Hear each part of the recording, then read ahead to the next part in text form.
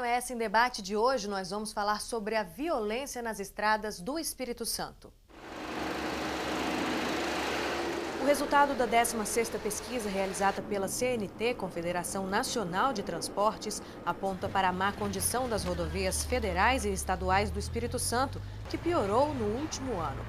O estudo aponta que o trecho de estrada mais perigoso do país está no Espírito Santo, um dos estados brasileiros que menos investem em rodovias. E para conversar com a gente sobre esse tema, nós convidamos o inspetor da Polícia Rodoviária Federal, Willis Lira, e o diretor de transportes do Departamento de Estradas de Rodagem, Luiz César Mareto. Sejam bem-vindos os dois. Muito obrigado pelo convite. Eu começo então com o senhor. Vamos falar um pouquinho sobre a realidade das estradas do Espírito Santo. Eu tenho aqui dados de que, pelo segundo ano consecutivo, a BR-101 está entre as vias mais perigosas do país. Existe um motivo para que ela esteja nesse ranking, no ano de 2012, como primeiro colocado no ranking? A BR-101, ela corta o Espírito Santo, norte a sul, e passa por perímetros urbanos. Nós temos a região da Grande Vitória, nós temos Linhares, nós temos São Mateus, nós temos uma região próxima a Guarapari, um local que propicia muitas colisões sem vítimas, mas que fizeram com que esse nosso índice fosse elevado. Que tipo de colisões o senhor pode citar para a gente? Nós temos colisões traseiras por conta dos diversos cruzamentos, regiões semaforizadas. Nós temos alguns trechos de pista simples que ocorrem colisões de um retrovisor com o outro. Então, danos materiais, tá? Não são acidentes graves, mas que infelizmente são contabilizados e acabam atrapalhando a imagem da rodovia no Espírito Santo. Então quer dizer que se um carro apenas bate o retrovisor com o outro, isso já entra na questão dos acidentes, já contabiliza como acidente e aí começa a influenciar nesse ranking? Exatamente. Estatisticamente é um acidente com danos materiais, não tivemos vítimas, mas eles precisam ser contabilizados. Nós hoje combatemos os acidentes mais graves, mas à medida que esses números forem diminuindo, nós vamos precisar também combater os acidentes mais leves. Mareto, um dos trechos colocados pela pesquisa feita pela CNT, a Confederação Nacional de Transportes, aponta a 264, a ES 264, como uma das mais perigosas do país. Por que isso? Na verdade, a 264 vai deixar de ser a mais perigosa do país, vocês podem ter certeza disso. Ela está em obra, inclusive. Essa pesquisa, por informação que eu busquei lá no DR, foi feita em junho, né, e ainda não tinha sido iniciado efetivamente a obra de restauração dessa rodovia. Ela está em obra, liga Santa Leopoldina a Santa Maria de Jetibá, e nos próximos meses ela vai estar totalmente reabilitada, né, e assim que estiver reabilitada, com toda a sinalização, com todas as condições de bom uso do condutor. O grande problema é que após a reabilitação, aí o DR passa a ter uma nova preocupação, né? O pavimento vai estar bom, a condição do percurso vai estar em boas condições, e aí inicia um novo trabalho do DR, que é um trabalho de fiscalização junto com a Polícia Militar, de melhoria cada vez mais na sinalização para evitar que haja os acidentes. Hoje ela é dita como uma rodovia ruim, porque de fato ficou-se um determinado período sem que houvesse obra, mas essa obra já está em andamento. Uma informação interessante é a da PRF, que a maior parte dos acidentes ocorrem em trechos sinalizados, é verdade, inspetor? É verdade. O governo federal, através do DENIT, o governo estadual, através do DR, fazem um trabalho de recuperação das vias. E isso até nos causa preocupação, porque o condutor, infelizmente, quando ele se sente seguro, quando ele vê uma rodovia bem cuidada, ele quer fazer coisas que quando a rodovia tem um buraco, tem uma condição não propícia, ele não faz. Então ele quer correr, ele quer fazer ultrapassagens e isso acaba causando acidentes em locais como retas, em locais sinalizados, e não é uma curva, não é um local não sinalizado que não vai causar um acidente. Tá? Sim. O senhor tem dados das rodovias federais aqui no nosso estado? O que mais gera acidente nas rodovias que passam por aqui? Sim, o que mais gera acidente é velocidade, excesso de velocidade e as ultrapassagens. São as duas principais infrações causadoras de acidentes e principalmente acidentes graves. Ultrapassagem, normalmente em retas, em local devidamente sinalizado. Excesso de velocidade também. Essas infrações elas são muito ligadas. A pessoa vem num excesso de velocidade, ela não vai conseguir frear quando ela vê um veículo à sua frente, então ela faz a ultrapassagem, acaba colidindo frontalmente com outro veículo. Ou perde o controle e sai da via também. Engraçado, né, inspetor, que parece que quanto mais a rodovia está pavimentada, está boa, está sinalizada, parece que as pessoas criam mais coragem para cometer imprudência. Na verdade, assim, o condutor, ele quando ele se depara com um pavimento bom, o que nós comumente chamamos de, né, na estrada tá um tapete, as pessoas parece que querem se utilizar do motor do veículo e cada vez mais avançar e ficam dono da situação. Acho que o ambiente ali interno, pequeno, ele no volante, para ele não existe nada do lado de fora, tem ele ali como dominante na situação. O fato é que é preciso que as pessoas compreendam que o que é mais importante é atender a sinalização. Cada uma placa daquela está ali, não é por acaso. Cada uma indicação que é feita ao longo da rodovia, aonde pode ultrapassar, aonde não pode. Se o condutor seguir rigorosamente aquilo que está na sinalização, tanto horizontal quanto vertical, quanto a semafórica, ele pode até sofrer um acidente, mas certamente esse acidente não vai ser fatal.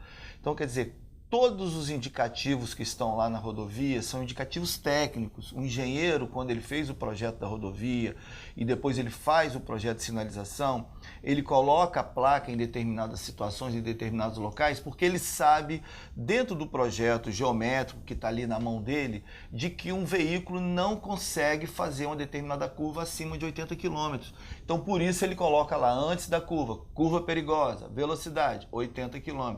Aí o condutor entra naquela curva 110, 120 para testar se o carro dele tem a possibilidade ou não de fazer aquela curva. Aí morre, né? Bate. Se ele entrar 80, mesmo que dê alguma pane no veículo, tem alguma dificuldade em relação a ele, tem algum mal-estar, quer dizer, ele pode até ter um acidente, mas certamente ele não vai morrer. Se ele tiver com cinto de segurança, se ele tiver com o veículo com os pneus calibrado decentemente, se ele tiver com o veículo com os pneus dentro da capacidade de utilização boa do veículo, se o veículo dele tiver passado por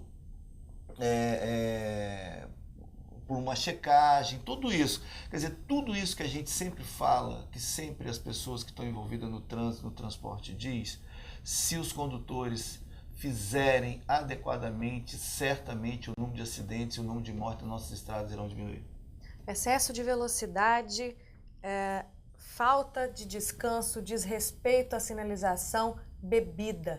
O que os senhores acham a respeito dessa mistura? Explosiva. Nós combatemos o excesso aí de velocidade, combatemos a utilização de bebida alcoólica e a direção do veículo.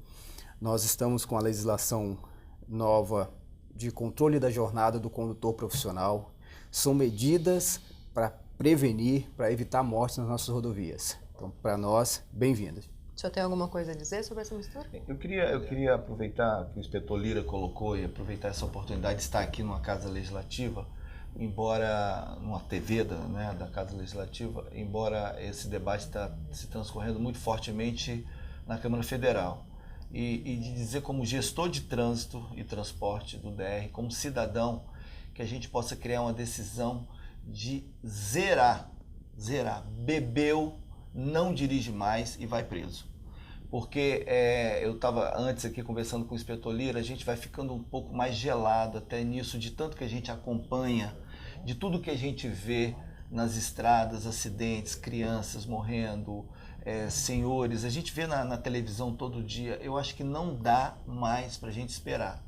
Bebeu, tem que ir para a cadeia. Bebeu, dirigiu, desculpa que bebeu, você pode beber em casa com familiares, mas bebeu, dirigiu, foi pego dirigindo, tem que ser preso. Não tem como ter, até porque os hospitais estão aí lotados. As pessoas que precisam do hospital por uma doença social, por uma doença da vida dela, né?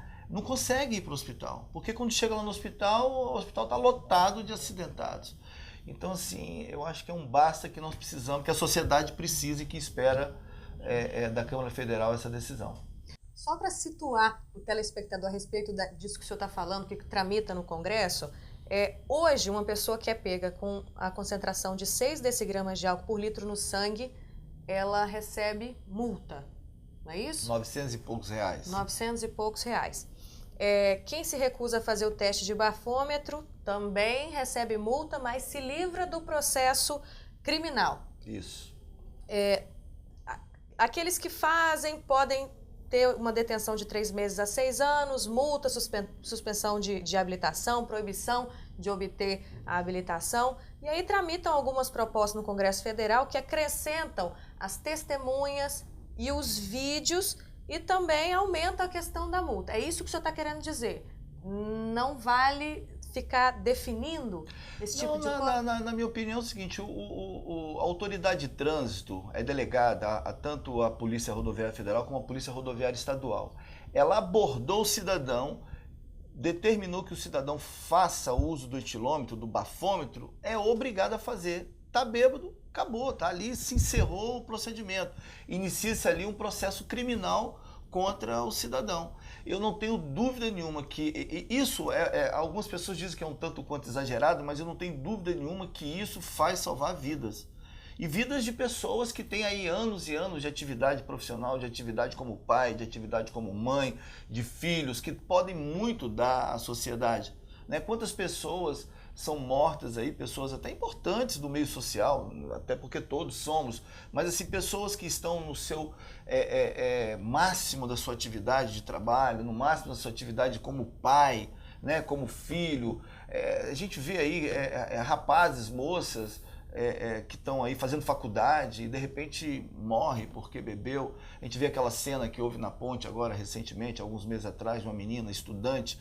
Quer dizer, se a gente tem uma lei que cria essa condição rígida, eu duvido que aquela mocinha estudante de direito teria passado por uma vergonha daquela, de ter bebido e de ter feito aquela cena horrorosa em cima da ponte, né? Eu não tenho dúvida nenhuma, é Luísa, se eu não me engano. Em rede nacional, todo mundo conhece a Luísa. Em rede nacional, todo mundo conhece a Luísa. Pior de tudo que minha filha também chama Luísa, né? Então, mas assim, eu acho que quando há uma certa rigidez, que for para salvar vidas, eu não tenho dúvida nenhuma que esse é o caminho. Daqui a pouco eu quero saber o posicionamento do senhor, inspetor, a respeito disso. A gente vai para um breve intervalo e volta já.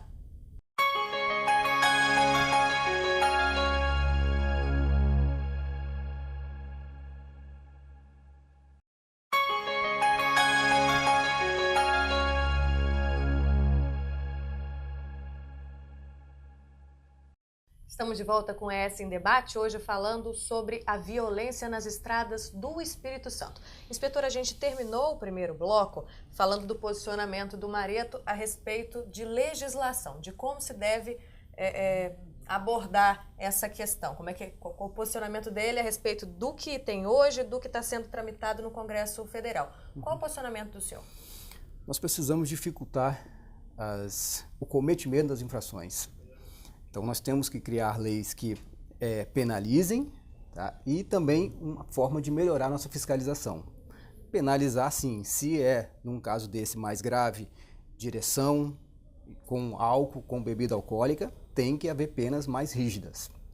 Em relação a dificultar o cometimento das infrações, nós temos que ampliar nossa fiscalização, nós temos que melhorar os nossos equipamentos. Então, com essas duas questões, nós vamos trabalhar melhor essa irregularidade. Claro que nós temos também questão de educação que nós temos que avaliar, mas falar em bebida alcoólica e direção, para nós, não combina mesmo. Ainda nessa questão de bebida alcoólica, o senhor acredita que proibir a venda dessas bebidas nos postos que ficam localizados nas BRs vai mudar alguma coisa em relação aos acidentes provocados por essa mistura de bebida e volante? É claro que nós precisamos fazer tentativas, precisamos de medidas para buscar essa redução. Essa foi uma tentativa, infelizmente não foi um sucesso, porque nós sabemos que a pessoa pode comprar, pode ir para casa, pode beber e depois sair e dirigir. Então nós precisamos sim mudar nossa legislação, testar algumas, claro, aquilo que for dando certo nós vamos mantendo. Essa não foi, infelizmente, um sucesso. A gente sabe que a imprensa está cansada de mostrar casos de caminhoneiros que viram as noites trabalhando, dirigindo e acabam provocando acidentes gravíssimos. Existe alguma proposta, alguma estratégia do governo visando reduzir esse tipo de caso e atingir esse tipo de público? Bem, o governo do estado, através do DR, através até da nossa diretoria de transporte, está trabalhando num projeto chamado Operação Rodoviária, Operação e Segurança Rodoviária.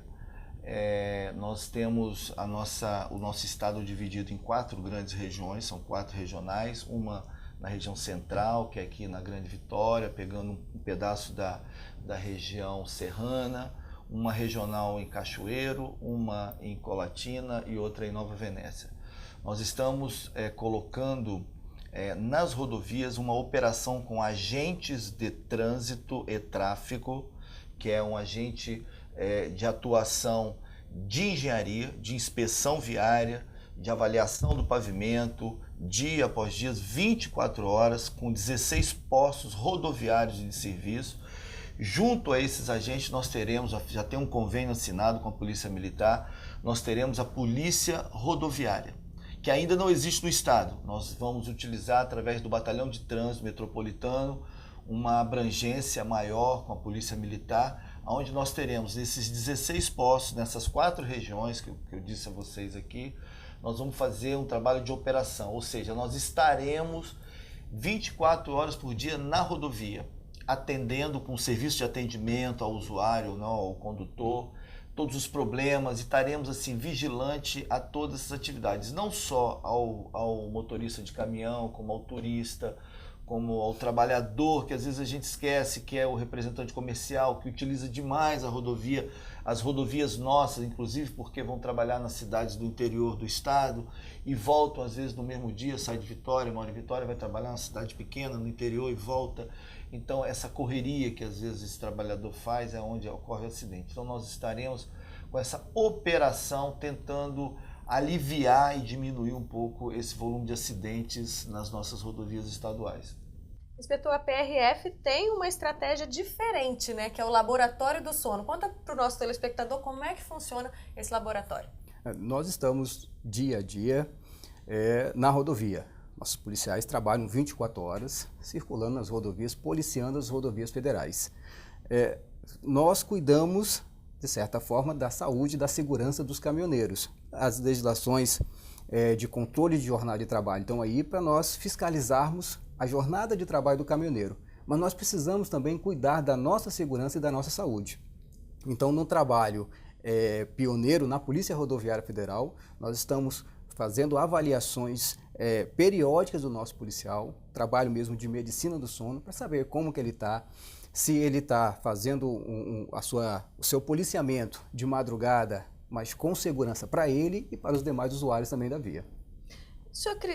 Existe também um monitoramento para os motoristas de ônibus, tanto nessa questão do laboratório, que o pessoal já está implantando também, e também tem a questão do monitoramento por câmeras durante a viagem, né? Quem vai viajar sempre tem uma câmerazinha. O que o senhor acha disso? O senhor acha que diminui mesmo a questão de acidente ou colabora para saber o que causa, se é dormir, se é imprudência? Nós já avaliamos diversas imagens, diversas gravações, concluímos que os acidentes não foram mais graves porque o condutor estava atento, estava em condições para reagir e evitar algo pior. Então, a câmera serviu para isso, mas é claro que o trabalho da medicina do sono nos ajudou no diagnóstico, ajudou no tratamento e conseguimos então evitar que algo mais grave ocorresse. Existe alguma previsão?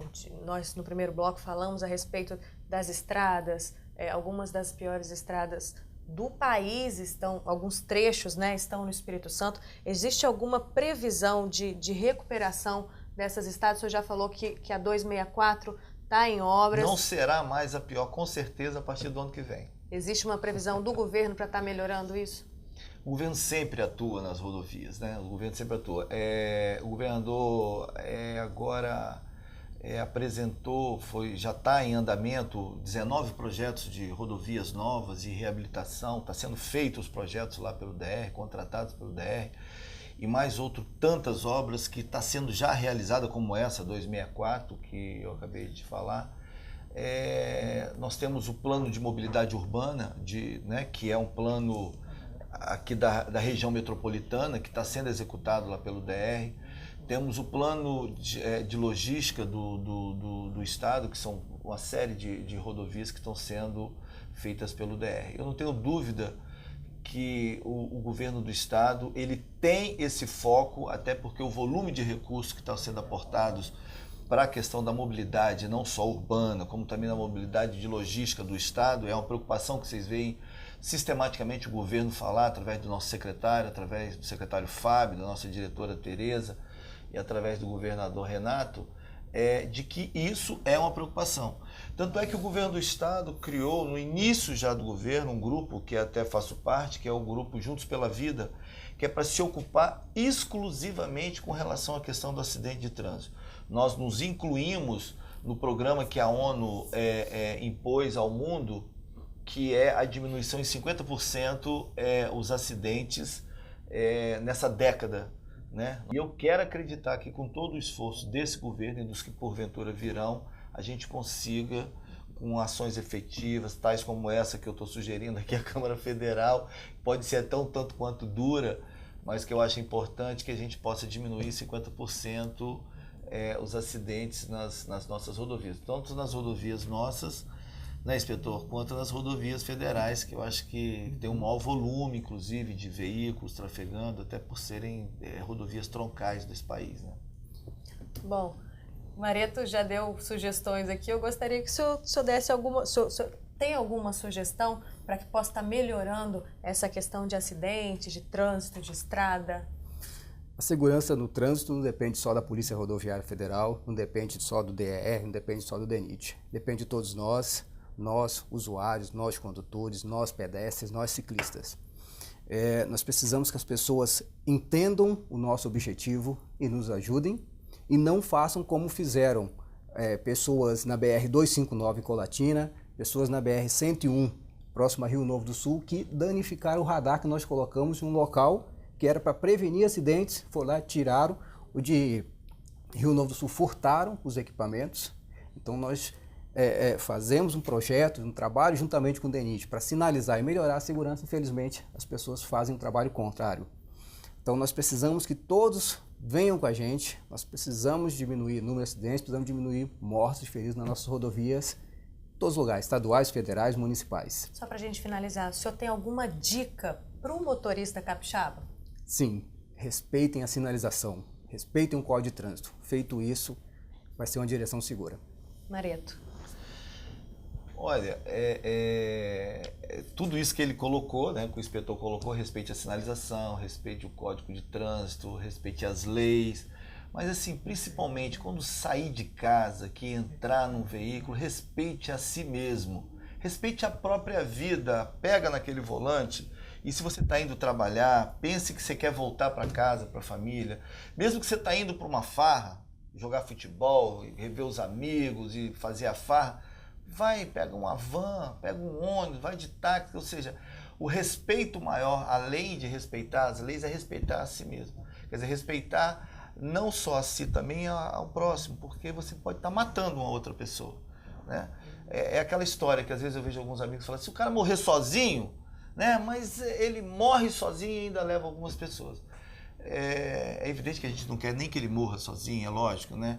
Mas que ele possa ter um pouco de amor à vida, eu acho que isso é importante. Ok, respeito à vida, então. Eu agradeço a presença dos senhores aqui com a gente para estar debatendo esse tema tão importante, né, para a sociedade. O ES em Debate dessa semana fica por aqui, mas eu te espero no nosso próximo encontro. Continue com a nossa programação, TV Assembleia, Canal Cidadão.